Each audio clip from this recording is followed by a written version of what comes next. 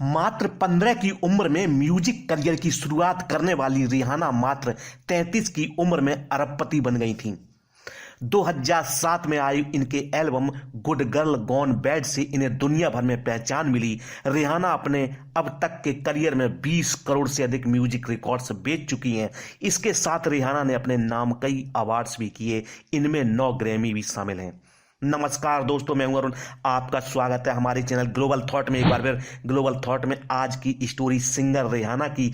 तो देर किस बात की, कीजिए हमारे चैनल को लाइक और सब्सक्राइब और जानिए दुनिया की सबसे अमीर फीमेल सिंगर रिहाना की कहानी को। दोस्तों, पॉप म्यूजिक की दुनिया की सबसे बड़ी हस्तियों में से एक रिहाना का असल नाम रोबिन रिहाना फेंटी है। 20 फरवरी 1988 में जन्मी रिहाना बारबाडोस की रहने वाली हैं।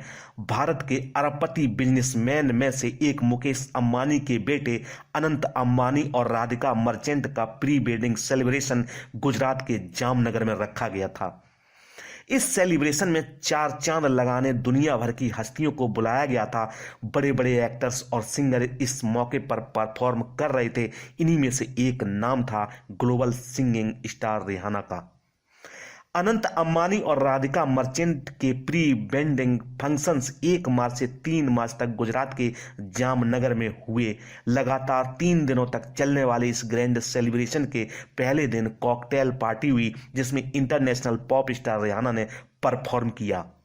रिहाना ने अपने पॉपुलर गाने वाइल्ड थिंग्स, पार्टी अप और डायमंड्स पर जबरदस्त परफॉर्मेंस दी। रिहाना की परफॉर्मेंस पर शाहरुख खान, रणवीर सिंह, दीपिका पादुकोण और मशहूर डांस कोरियोग्राफर श्यामक डाबर भी अपने कदम थिरकाने से खुद को रोक नहीं पाए। रिहाना ने स्टेज पर अंबानी फैमिली के मेंबर्स के साथ मस्ती मजाक भी किया था। दोस्तों, खबरों की माने तो प्री वेडिंग फंक्शन में परफॉर्म करने के लिए रिहाना ने करीब $8 मिलियन की फीस चार्ज की। वहीं भारत के हिसाब से देखें तो ये रकम करीब 54 से 74 करोड़ रुपए के आसपास बताई जा रही है। सोर्सेस का कहना है कि ग्लोबल स्टार रिहाना की परफॉर्मेंस पर अंबानी उन्हें हीरो से जड़ा एक छाता गिफ्ट करेंगे। हालांकि किसी ने भी ऑफिशियली इसकी पुष्टि या खंडन नहीं की। रिहाना ने सेलिब्रेशन को खूब एंजॉय किया। उन्होंने ना सिर्फ अपने परफॉर्मेंस के दौरान मस्ती की, बल्कि बाद में बॉलीवुड गानों पर भी ठुमका लगाई। रिहाना के पेपराजी वाले वीडियोज ने भी सबका ध्यान खींचा। रिहाना ने जामनगर एयरपोर्ट पर पुलिस ऑफिसर्स को गले लगाया। उन्होंने वहां मौजूद पेपराजी से भी खूब बातचीत की और उनके साथ फोटोज भी खिंचवाई। कुछ मजेदार सवाल जवाब जो पेपराजी और रिहाना के बीच हुए हैं, उनमें से पेपराजी ने कहा कि क्या आप भारत से प्यार करती हो? तो रिहाना ने कहा, मुझे भारत से बहुत प्यार है। पेपराजी बोले, आपका शो कैसा था? तो रिहाना ने कहा, यह शो मेरा सबसे बेस्ट शो था। मैंने पिछले 8 सालों से ऐसा कोई रियल शो नहीं किया। मुझे बहुत अच्छा लगा और मैं वापस भारत जरूर आना चाहूंगी। पेपराजी से इतने प्यार से मिलना लोगों को बहुत अच्छा लगा। रिहाना का ये जेस्चर सोशल मीडिया पर काफी पॉपुलर हो गया। यूजर्स भी कमेंट कर रहे, जहां एक यूजर ने लिखा कि अब तक का सबसे प्यारा जेस्चर, इसलिए ये ग्लोबल आइकॉन है। वहीं दूसरे यूजर ने लिखा कि बॉलीवुड सेलिब्रिटीज को इस तरह के वर्ल्ड लेवल स्टार से कुछ सीखना चाहिए। कितनी विनम्र है रिहाना, आप किसी रानी से कम नहीं है। रिहाना की टीम 2 दिन पहले ही जामनगर पहुंच गई थी। रिहाना और उनके क्रू का लगेज भी देखने लायक था। जामनगर के एयरपोर्ट पर एक के बाद एक कॉटन गाड़ी से जाते नजर आए। दोस्तों, बारबाडोस के सेंट माइकेल में जन्मी रिहाना का पूरा नाम रोबिन रिहाना फेंटी है। बचपन से ही गाने की शौकीन थी। रिहाना का बचपन एक ट्रामा में गुजरा। पिता शराबी थे, रोज पत्नी को मारते गाली देते थे। इन सब समस्याओं के बावजूद रिहाना ने अपने पिता से बिजनेस की कई स्किल्स को सीखा।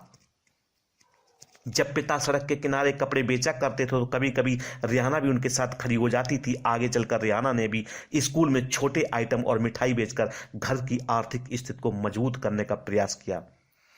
घर के खराब हालातों के बावजूद रिहाना ने गाना नहीं छोड़ा। हाई स्कूल में भी अपने 2 दोस्तों के साथ एक म्यूजिकल ग्रुप बना लिया। रिहाना को पहला ब्रेक तब मिला जब उनकी मुलाकात New York based music producer Ivan George से हुई। इवान को रिहाना की आवाज़ इतनी पसंद आई कि उन्होंने रिहाना को कुछ ट्रैक रिकॉर्ड करने का ऑफर तुरंत दे दिया। इसके बाद रिहाना ने इवान के साथ दर्जन भर गाने रिकॉर्ड किए। कुछ वक्त बाद उन्हें मिला डेफ जैम रिकॉर्डिंग लेबल। इसकी मदद से रिहाना का पहला गाना पॉन दे रिप्ले 2005 में लॉन्च हुआ। इस वक्त रिहाना की उम्र मात्र 17 साल थी। दोस्तों, आपको बता दें कि रिहाना 2021 में मात्र 33 साल की उम्र में अरबपति बन गई थी। उनके अरबपति बनने के पीछे सबसे बड़ी वजह रही उनकी कंपनी फैंटी ब्यूटी कॉस्मेटिक्स। इस कंपनी में रिहाना की 50% हिस्सेदारी है। उनकी इस कंपनी की खासियत है कि इसमें 50 तरह की स्किन टोन के लिए बहुत सारे प्रोडक्ट्स का होना। इसमें बहुत से डार्क शेड भी हैं जो 2017 में बहुत ही कम कंपनियों के पास थे जब रिहाना की ये कंपनी लॉन्च हुई थी। दोस्तों, रिहाना ने साल 2021 में भारत में चल रहे किसान आंदोलन पर अमेरिकी न्यूज चैनल CNN की एक खबर मंगलवार रात सोशल मीडिया पर शेयर की थी।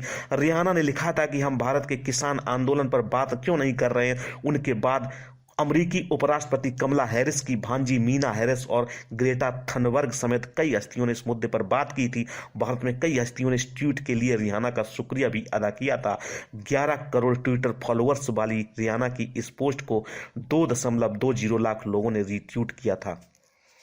दोस्तों, साल 2018 में रिहाना ने स्नैपचैट द्वारा उनके साथ हुई घरेलू हिंसा का मजाक बनाए जाने के विरोध में बयान दिया था। बाद में इस पर स्नैपचैट की ओर से माफी भी मांगी गई थी। साल 2020 में रिहाना को फैंटी लॉन्जरी फैशन शो के दौरान इस्लामिक आयतों का इस्तेमाल करने के लिए माफी मांगनी पड़ी थी। साल 2013 में रिहाना ने अबू धाबी में एक संगीत कार्यक्रम में हिस्सा लिया था। अपने इस टूर के दौरान रिहाना को एक मस्जिद में अनुमति लिए बगैर आपत्तिजनक तस्वीरें खिंचवाने पर मस्जिद से निकल जाने का आदेश दिया गया था। दोस्तों, मौजूदा समय में रिहाना के कई बिजनेस वेंचर्स हैं। इसमें मेकअप से लेकर लग्जरी फैशन ब्रांड तक शामिल है। रिहाना ने अपने बिजनेस सफर की शुरुआत साल 2011 में की थी। सबसे पहले उन्होंने परफ्यूम के बिजनेस में कदम रखा और रेवेल फ्लियोर परफ्यूम लॉन्च किया। पहले साल में ही $80 मिलियन के परफ्यूम बिक गए। इसके बाद रिहाना ने कई परफ्यूम अपने ब्यूटी ब्रांड फैंटी के नाम से मार्केट में उतारे। इसके अलावा रिहाना कई बड़े ब्रांड्स की क्रिएटिव डायरेक्टर रह चुकी हैं। इन ब्रांड्स में प्यूमा, अरमानी और डियोर जैसे नाम शामिल हैं।